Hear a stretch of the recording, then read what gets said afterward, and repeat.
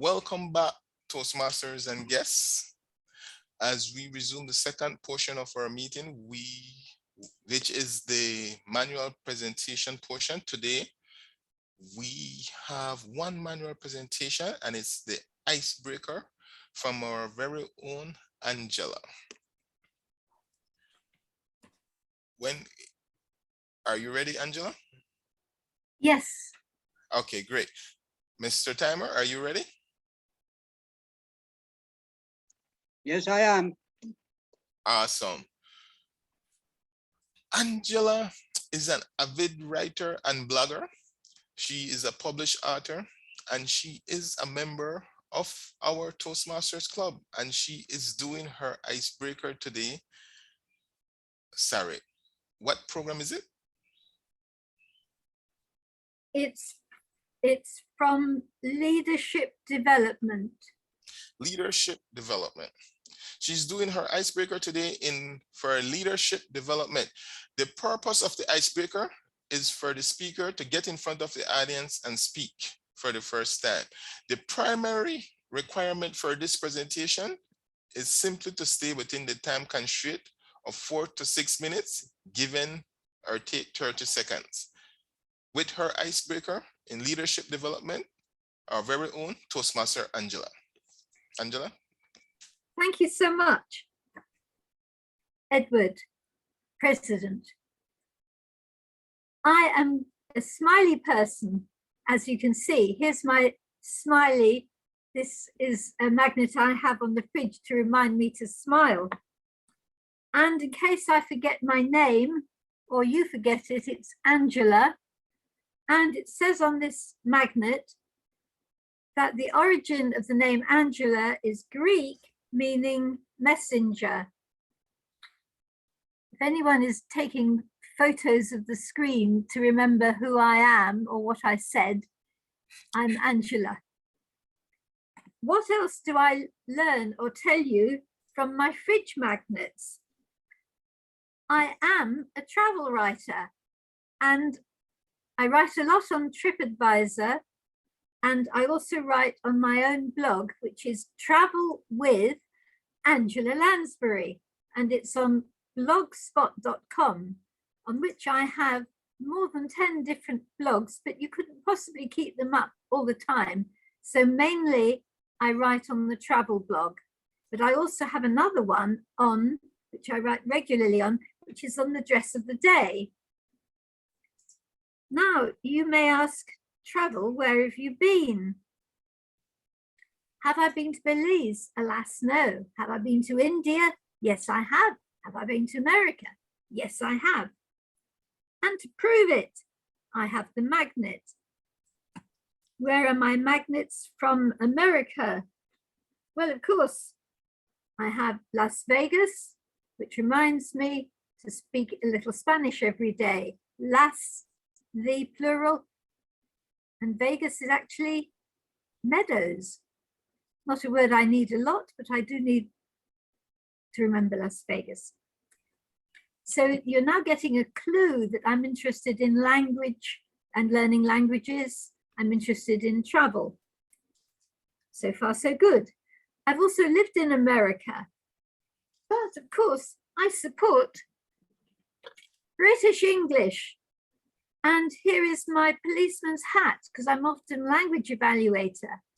But as I told you before, I have two hats. So I give you American English and British English on my blog, Travel with Angela Lansbury. Now, I'm not always in England because I travel a lot, and I also spend a lot of time in Singapore. Singapore, home of the Singapore Sling, Raffles Hotel, and lots of modern skyscrapers. It's like New York, but with lots of Chinese people. And oh dear, oh me, I have to learn Chinese. That I thought was a terrible challenge until I discovered the Chinese numbers 1 to 3 are the same as the Roman numbers 1, 2, 3.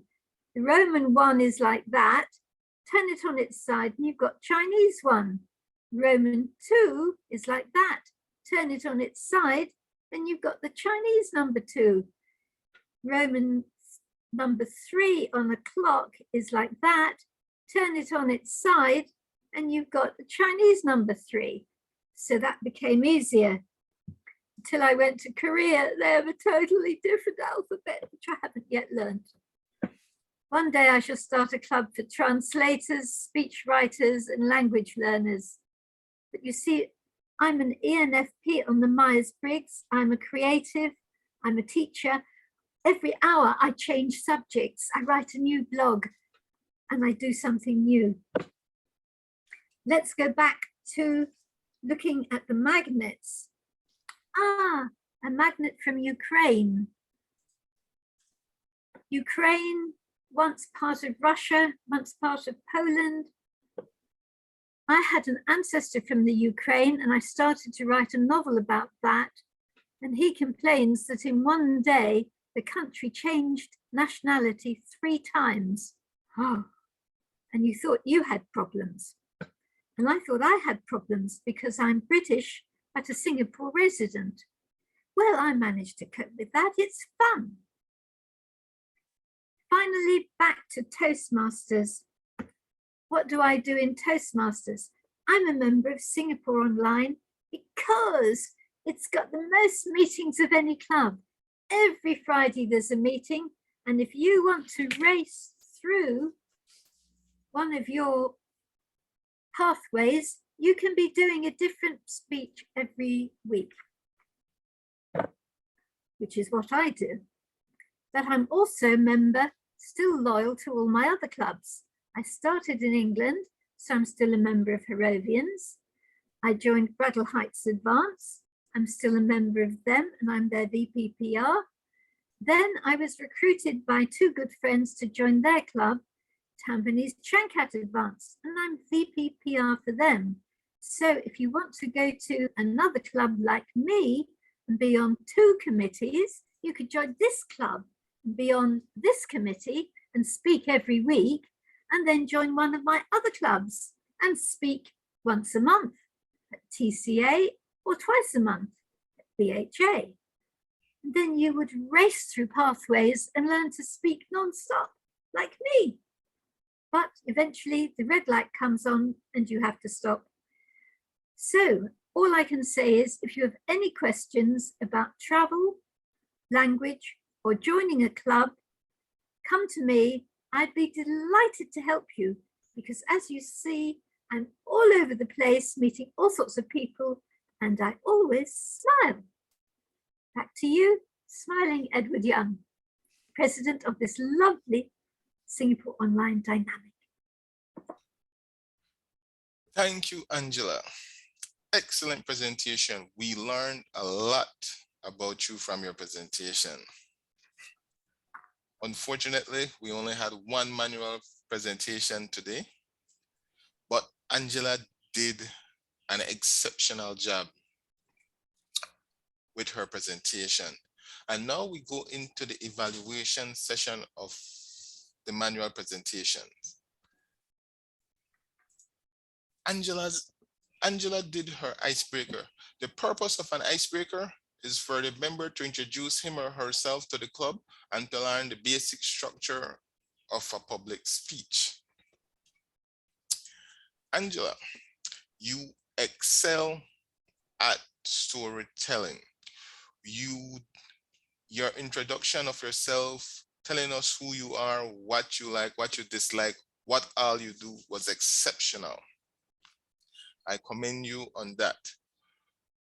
Your use of props in your presentation, that was excellent as well. What I would like you to work on is your closing. You pointed out that the red light came on and you wrapped up. As opposed to pointing that the red light comes on, I would like you to just summarize the main points of your presentation in your closing.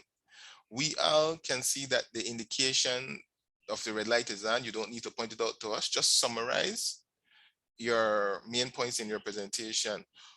Well, in closing, I am a blogger, I am an author, I am a teacher, and it was lovely meeting you all, for example.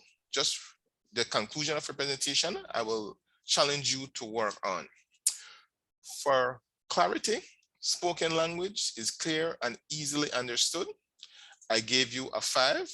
For the use of vocal variety, use, tone, speed, volume as a tool, I gave you a 5 as well. Eye contact, effective use of eye contact to engage audience. Yes, you look directly into your camera as though you are looking directly at each of us. So again, I gave you a 5. For gestures, physical use gestures effectively. Use physical gestures effectively. I gave you a 4. Audience awareness, demonstrate awareness of audience engagements and needs. I gave you a 5. Comfort level, appear comfortable with audience. Again, I gave you a 5. Interest, engage audience with interesting, well-constructed content. Again, I gave you a 5. Angela, that was an excellent icebreaker. I congratulate you on doing an excellent job. Guys, a round of applause for Angela.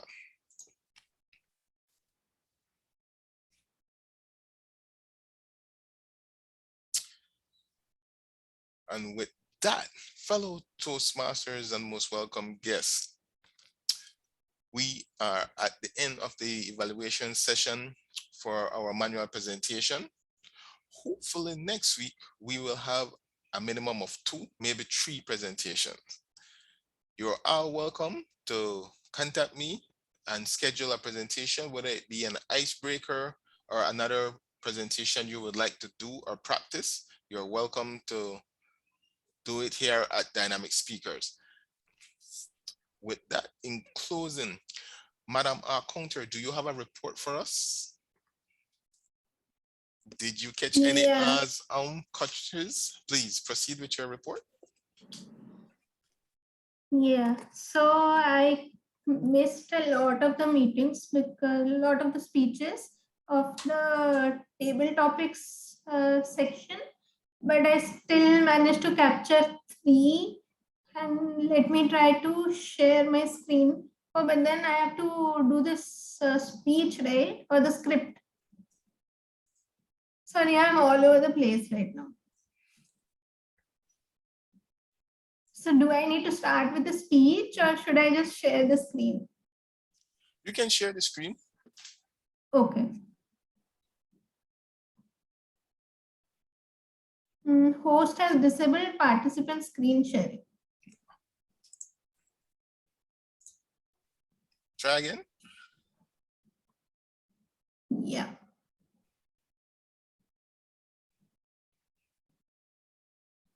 So out of the 3 counts that I mentioned, I have me on one of them, and Gary, even though his speech was so engaging, he still used "and" like 3 times. So it's probably better to cut off sentences with full stops and pauses and start a new sentence rather than using "and" over and over. But then that's rich coming from me because I use "so" a lot. So yeah, that's it.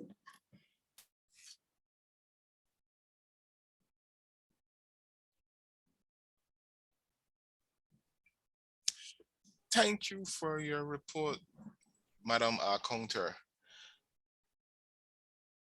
My origin story as it relates to accounting.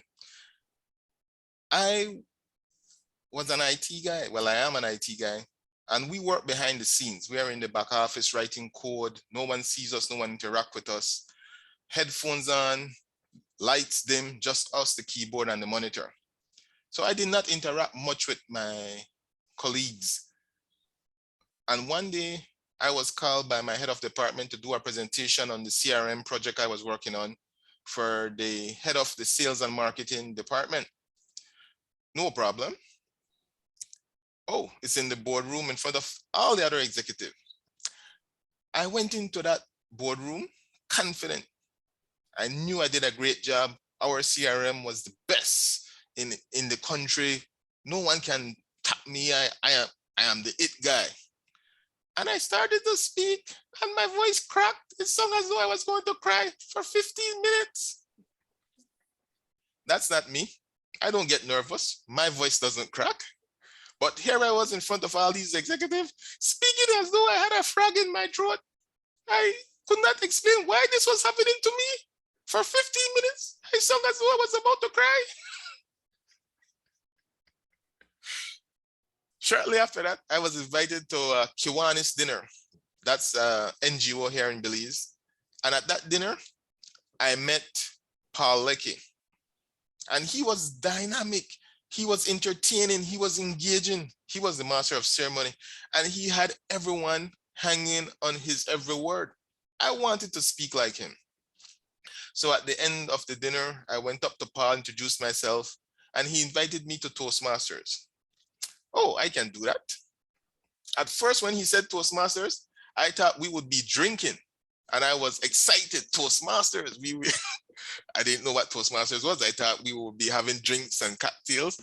But I went to a Toastmasters meeting. At first, I could hear my heart beat. I was sweating. My palms were clammy. I have to get up in front of all these people and speak. I remember my voice cracking in front of the executive. But eventually, I got up and spoke in front of the entire group. And my voice didn't crack. But the counter pointed out that I said right 17 times in 3 minutes. I said right? I did not know that I used the word right so much in my presentation. Right? Right? No, I don't say right. I was unaware until the counter gave his report. At that moment, I became realized of how many times I say right when I speak. And today, I can speak without saying right. So I always look back to that first Toastmasters meeting and the counter report. 17 rights in 3 minutes. That is the importance of the roles that we take here at Toastmasters. They help us grow. They help us become aware of where we can improve. Likewise with the timer. We've all been to graduations where the keynote speaker is on the agenda for 10 to 15 minutes, but they speak for an eternity. Do they not know time? Do they know not how to get their message across in the allotted time? I remember my graduation. We were on stage in our suit and a graduation gown, and it was hot. This gymnasium was hot. The AC wasn't working. We were sweating, and the keynote speaker kept speaking and speaking and speaking. We clapped for him twice for him to wrap up his presentation and move on, but no, he kept going. When you come to Toastmasters, you learn to be concise. You learn to speak within the allotted time. That is the essential role of the timer, to keep us on track, to keep us within the allotted speaking time. Yes, on any topic, we can speak forever, but we must decide what we want to say, how we want to say it, what are the main points we want our audience to leave in within the allotted time. Here at Toastmasters, we remove the crutches from our presentation and we learn to be coherent and concise. That makes us credible as speakers. That makes us credible as leaders. So if that is your ambition, Toastmasters and guests, you are in the right place. As you can see from my origin story, I thought I was it, but coming to Toastmasters had made me even better, and I realized that I still have a long way to go. And I look forward to continuing that journey with all of you. Toastmasters and guests, thanks for a wonderful meeting. With that, we are at the end of today's meeting, and I invite you all to stick around and chat.